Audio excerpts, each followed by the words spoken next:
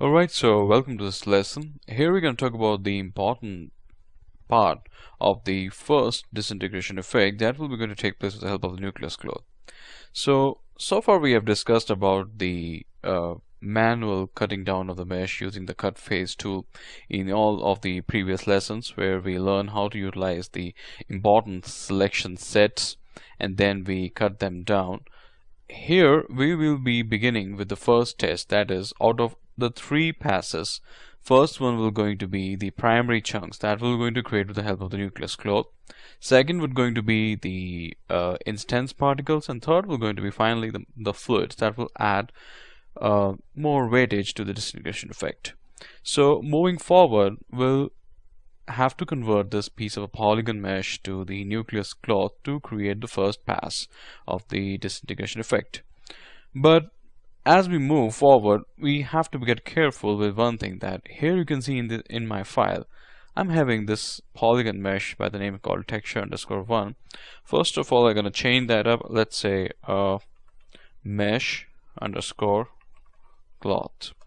And you can see carefully that I am not including any of the selection sets. Reason being why? Because the selection sets are making my scene a little bit more heavier and showing a little bit of the glitch inside the Maya when I'm changing from my object mode to the component modes, from the object mode to the vertex, edge, or the faces mode. Alright.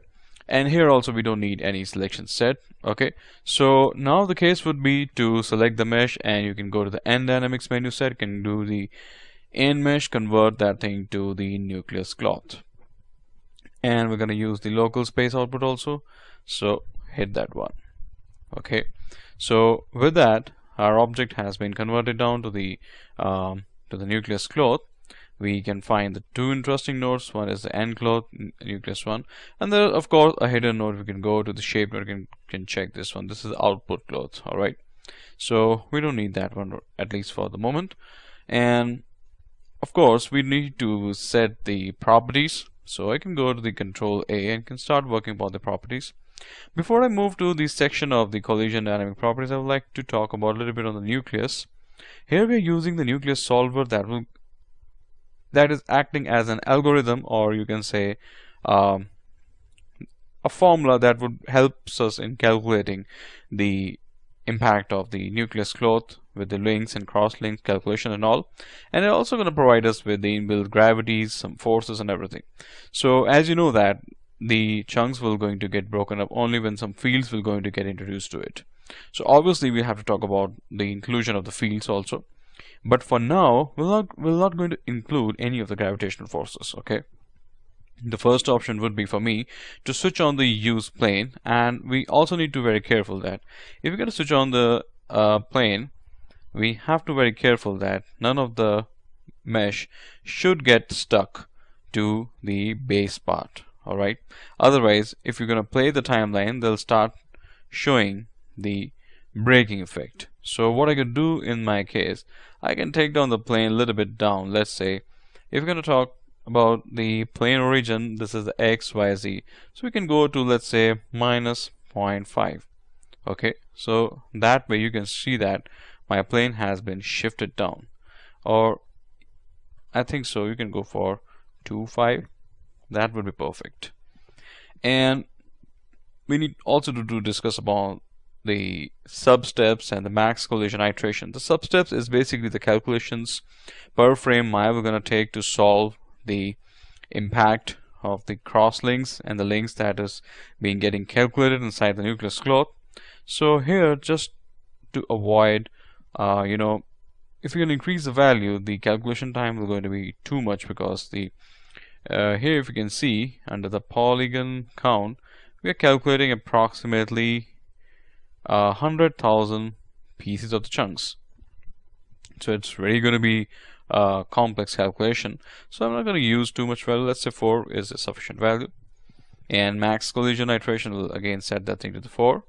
Alright, moving forward, we have something called the scale attributes. I always discuss in my courses whenever I have to deal with the nucleus cloth.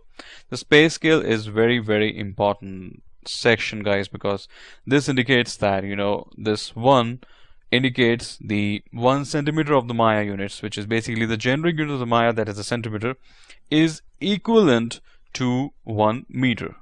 So for example, if I need to calculate under the create something called the measure tools, the distance tool, I'm going to quickly press the X to get the snapping on the grid, and moving somewhere around here, pressing the enter. Let me just make that a little bit more correct, at least a bit straight. So you can see that this is approximately 42 centimeters. So if we do not change the space scale, so that means the whole section will going to be treated as the 41 meter long mesh. Okay, but like I've tested this, so it won't going to give us a problem. So for that, I'll leave the space scale to the 1. If in the case you think so that the space scale value is too much big, at least you can bring it up to 0.1. But for this course, for this tutorial, I would recommend to go for only 1, because reason being why, I really want to see the slow motion impact of the chunks, the paperish kind of effect, when you can seriously notice some beautiful bending, blending, and the twisting of the primary chunks. So that's for the reason I would like to stick with the value 1. And that's also I discuss about the theory of the space scale in the Maya when you're dealing with the nucleus cloth. Alright, so moving forward, we can come down to the end cloth shape node. I can deal with the dynamic properties. So first we like to go with the stretch resistance, and okay, before the stretch, all of this dynamic property, let's come to the collisions. Here we're going to use the self collision flag to the vertex. Okay, otherwise if we're going to use to the full surface, that would be too much complex to calculate, so I want to stick to only to the vertex. And then you could also going to use the bounciness to 0.25, because we don't want the particles or the primary chunks of them, of the nucleus code, to stick together if the flow of the fields, or you can say the fast moving fields, will going to affect them. So just to avoid that kind of thing. And now moving further, we can go to the dynamic properties. Here we can go and start talking about the stretch resistance. This is the value which will going to resist the primary chunks not to get too much stretch, but here in this case I need to show some stretch, so we can go to the 10. Compression resistance is the value that will going to how much extent the cloth will get compressed, so we go to the 5. Bend resistance, very straightforward, it will going to avoid the bending of the cloth but will have to show some bending, so 5 would be the best start.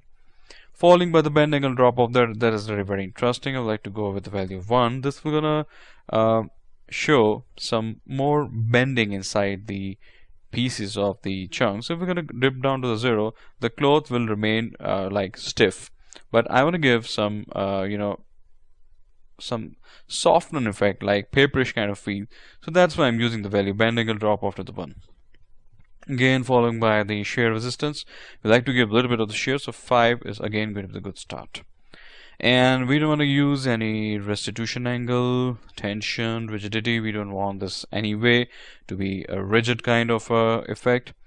And of course, no deformed resistance is required here. We don't want them to get back to the previous positions, not the previous positions, but you could say that it won't going to get too much bend or fold, and it just like that some sort of a rubber kind of an effect that won't going to resist that will going to resist the motion of the bending and all.